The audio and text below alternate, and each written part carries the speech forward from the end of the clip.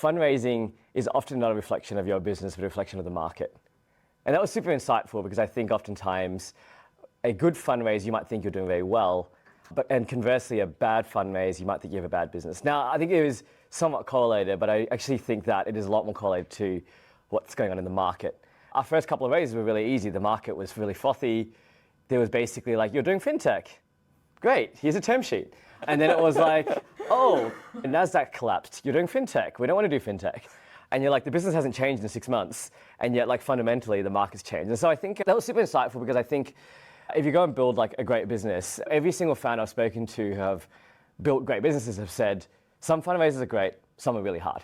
And that was a very helpful way of thinking about the fundraising process because I think you can hear about this AI startup raising 10 on 100 and being like, why can't I do that? It's because AI is hot at the moment. I'm now doing defense tech and now all of a sudden they're raising really easily. It'll be 3-4 years and all of a sudden it will be a very difficult sector to raise in. And so I think to the extent of almost ignore the noise. The second thing I think a lot about is price is an outcome of supply and demand and nothing else. And a lot of people are like, what valuation are you aiming for? And I'm like, I'm not aiming for a valuation. It's fundamentally supply and demand. Focus on making sure your company is well capitalized. I have one job as a CEO, make sure we don't run out of money and make sure we're well capitalized to build what we want to build in a 10 or 15 year horizon. Valuation will come as an outcome of, do you have a competitive round?